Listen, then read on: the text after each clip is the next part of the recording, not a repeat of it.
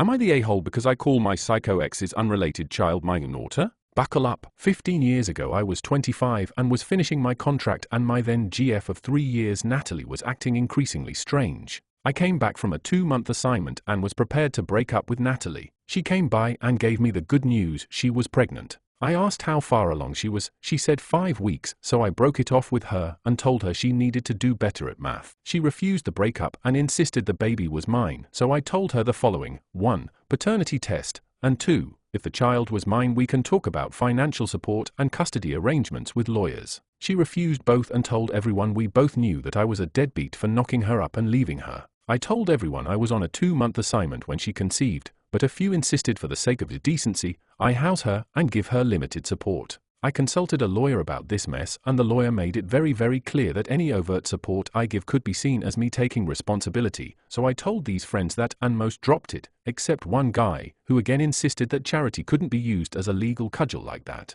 I told him if he believes that he can house her, he agreed to drop it after that. Child was born, and not even going to do the whole she didn't look like me, because most babies are born with squished faces, and all I saw were the pics she sent me with messages like, "Emma wants to know where daddy is," and shit. She still refused to take any paternity tests, but her constantly showing up with that baby got to the point where I filed an restraining order. Fun fact, in my state, a permanent restraining order is not, in fact, permanent. It is 2 fucking years long. The only way to get it longer is if there was a violent crime associated. And apparently bugging someone with a baby that's not theirs is not a violent crime. So my life for the last 14 years was me renewing the restraining order every 2 years, because, once it clears, Natalie shows up again with my not child. I did eventually find a nice girl, get married, and now I have 9-year-old son, Henry. My wife Kim is well aware of Natalie and Emma. When the cycle begins again, I always say the same thing: 1. Paternity test. 2. Once paternity is proven, I will take custody and get financial support set up. Natalie always refuses and says both are insulting. Recently the cycle started again, and this time Emma showed up first. She approached my son during a school event, visit to the zoo, and said, "Hi, I'm your big sister Emma." Henry knows about stranger danger and ran away to a teacher. I had to have a very painful talk to the teachers and parents that were at the event about my relationship with Emma and Natalie, and how Emma was never my daughter. I even called her my Naughter once or twice in the conversation. After the group disbanded, one of the mothers confronted me and said that while Natalie was in the wrong telling this poor child I was her father, calling her my Naughter was mocking this situation. I kind of get where she's coming from, just I can't help this child, and the honest truth is playing light of the 2-year cycles is the closest I can get to finding peace in the situation. Edit. To answer the repeated question, in my state the mother has to start the petition for the father to be established and the test to start. There is no instance where a father can start the petition. There was a chance to do this when Emma was born, but the window was exactly 1 month,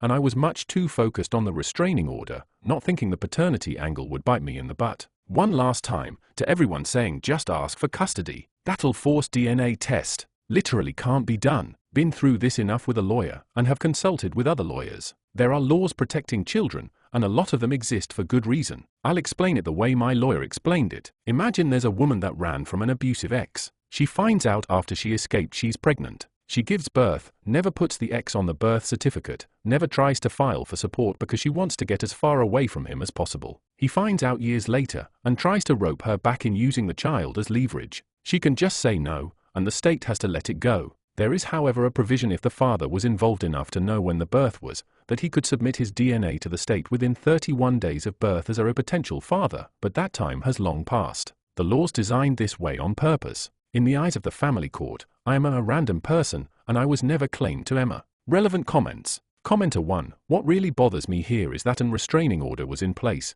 but Emma was confident enough to know she was approaching the right kid. Commenter 2. Not the a-hole. At some point it becomes draining, and the little girl is going to need some serious therapy after everything is said and done. Why don't you go to the courthouse and make her do one so it can come to her end? ARP's reply, because Natalie does not consent to it. And she said she's not seeking any sort of court-ordered support, so the court just shrugs and says, get a protective order. Commenter 3. You could get a court-ordered DNA test. Her claims are slanderous. You could take her to court to prove paternity. ARP's reply, Natalie has long since stopped calling me out for being a deadbeat online. She prefers to show up in person asking if I want to meet our daughter. The last time the cops confronted her about this, she claims that she only wanted me to act as a paternal father figure to her child. It really depends on the cops that show up. Commenter 4, not the ass. I can understand why someone would think that this is callous, but it's your business and you've every right to use humor to try to deal with it. Don't say that to Emma, considering that she believes your mom. That would be pretty rude. Now, the burning question, how did she find Henry while he was on a field trip? ARP's reply, we suspect Natalie befriended a mom at the school and got a class schedule, then dropped Emma off at the zoo to be with her brother. Since we are unrelated, I have no idea what school Emma goes to, or who Natalie's friends are. We are being very reactive to the situation, but because there are children involved, my lawyer said that that's the best we can do, and any type of investigation into Natalie beyond where to send legal paperwork could make it seem like a mutual contact and hurt any future restraining orders. Commenter 6, I feel sorry for Emma because she's been brainwashed by her mother and that's all she knows. She's innocent in this, yet her world and her sense of identity seems likely to come apart one day. It must be a lie, not just because of the timing, but because the DNA test is such an easy and obvious way to prove it if she's telling the truth. ARP's reply, the offer stays open until Emma turns 18. If she wants to contact me after she turns 18, I will offer Emma herself the DNA test and, depending on the results, act accordingly. Update, got off the phone with my attorney. We have a preliminary hearing on the new restraining order this week. We will most likely be issued a temporary restraining order, and then after that another hearing for the permanent restraining order. CPS is investigating Natalie and Emma's living situation. The teacher's report held a lot of weight, and my lawyer thinks that this might actually be a way to end the madness now. In family court, for minors there exists something that's like a temporary, court-appointed guardian.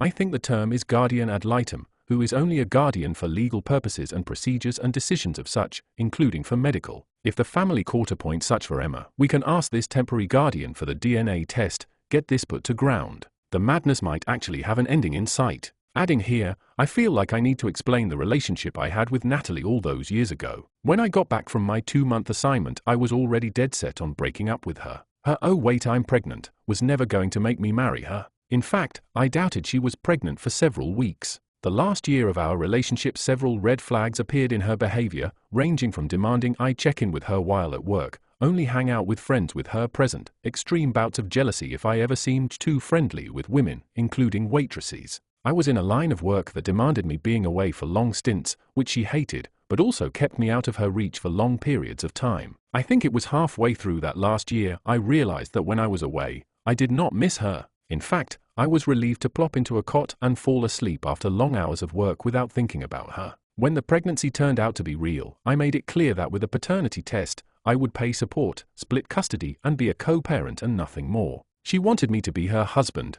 no questions asked. No test, just pure blind faith and devotion to her and the child. The test, she insisted, was insulting. There was never going to be a relationship, and there was no relationship to salvage with Natalie. On the advice of the first attorney I hired, the deal was no test, no contact. Relevant comments. Commenter 1, that poor girl, she'll grow up either believing up to a deadbeat dad, or she'll grow up knowing the truth and knowing that her mom is trying to game the system and get money from a guy that is not the father of her child. Either way, she's going to have a lot of stuff to work out in therapy one day. Frankly, I can't believe OP does not have any legal recourse to force a paternity test. You'd think there'd be one judge who was so annoyed with the constant restraining orders that he would have ordered a paternity test to rid the court system of this bullshit. Commenter 2 replies, also, that mom probably has a serious mental health struggle. She's kept this going for 15 years. Commenter 3 adds, she only has to win a concession once to get child support garnished and start getting his wages garnished. That's why she's doing it. She thinks she'll get a payout for back child support and other benefits off his military pay and pension, insurance, etc. To which OP replies, this angle is actually very likely. I will bring this up with my lawyer. Also, good guess on the military pension. Commenter 4, I'm surprised you can't sue her for harassment, or potentially defamation. Sounds like she's now putting your actual child at risk, as well as escalating overall. Hopefully she doesn't start resorting to more dangerous tactics, but you may want to look into further protections if possible. ARP's reply, this bit of harassment with the CPS report and the new restraining order should, if we are lucky, be the kill shot we need. Commenter 5, slightly downvoted comment, all you had to do was call the police when she violated the restraining order. That would have nailed her flaps to the wall, full stop. You want peace? Don't get a useless restraining order. Have police enforce that shit. That lunatic is no match for the police. ARP's reply, she never violates the restraining orders. She harasses until one is issued. That's why we issue them, to get peace. Commenter 6 then asks OP, and it works for the entire duration of the restraining order? Not even a hint of contact? To which Op replies, the first 2 times she broke the restraining order and was punished accordingly. After that she waited out until the restraining order expired. Commenter 7, most downvoted comment in thread. I kind of feel like Arp's troubles have been karma for how he treated Natalie. Her behavior is totally unhinged for sure, but if he had broken up with her when he first felt like he didn't actually want to be with her instead of stringing her along for half a year and then basically accusing her of cheating on him, the Naughter wouldn't even exist. Essentially this post is Op admitting that Op knows this child is his but he's refused to acknowledge her unless his ex admits to cheating, thereby justifying him leaving her while she was pregnant, and trying to reduce his possible financial culpability. Arp's reply: the nature of my job back then meant I was on assignment for weeks at a time, sometimes as long as 2 months. The amount of time I was home for the half year was small, and not all of it consecutive. Also, in relationships there's moments when you realize you aren't happy, you don't miss the other person, but it's still a bit of a fog you're working yourself through. Half-started conversation about where we see ourselves and seeing if there was anything left that had dropped, etc. I'd like to believe I wasn't codependent then, but lack of sleep and lack of stretches of contact made it to where longing for normalcy meant longing for even the bad. Familiarity is a fucking killer. That last trip was one where during it I steeled myself that when I got home I was going to break up. Also, we were never going to be in a relationship afterwards. In the past 14 years all of the friends we had as mutual have worked their way out of my contact list. I don't see her parents, she doesn't see mine. We have no social circles in common anymore. What does she have to lose to claiming me as the father and me taking the test? Public stigma? I wouldn't be talking to her friends, she can tell them whatever the fuck she wants. She could brag about how I caved, I wouldn't know. And I most likely wouldn't dispute it if I was the father. No, it sounds like you interpreted a very entertaining theory. Second update, the preliminary hearing on the new restraining order went well. Emma and Natalie were there, and we discovered that Emma is currently living with her great-grandmother and has a guardian ad litem, court-appointed guardian on legal matters. My lawyer thinks this means whatever was found in Natalie's home situation warranted removing Emma,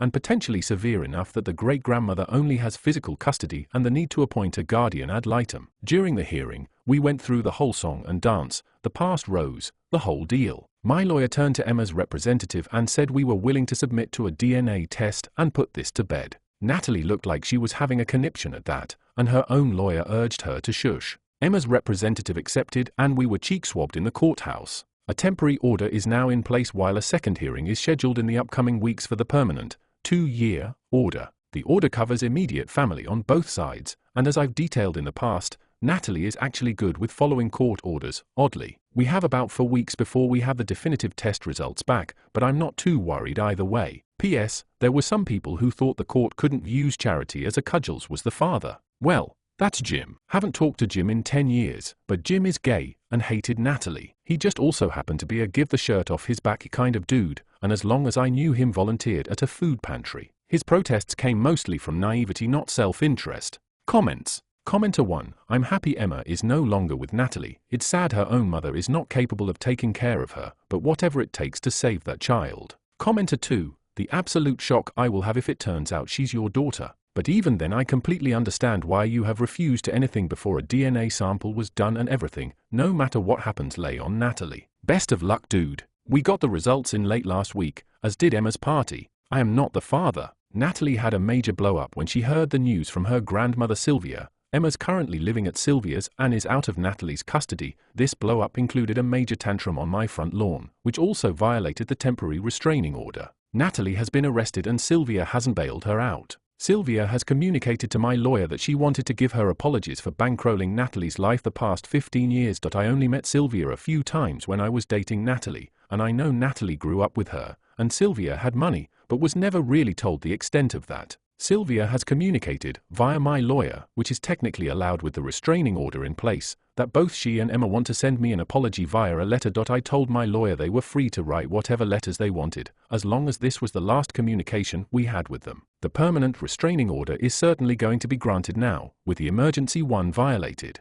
We still don't know what caused Emma to be removed from Natalie's care, or if Natalie has any underlying issues. If we do get the letters, I will post them. Comments. Commenter 1, I feel for Emma. I mean, look at her maternal influence, but I am glad that you finally have answers and can hopefully keep Natalie away from you and your family permanently from now on. Commenter 2, hopefully this will end the harassment, and even though you knew she wasn't your daughter, now you have the proof.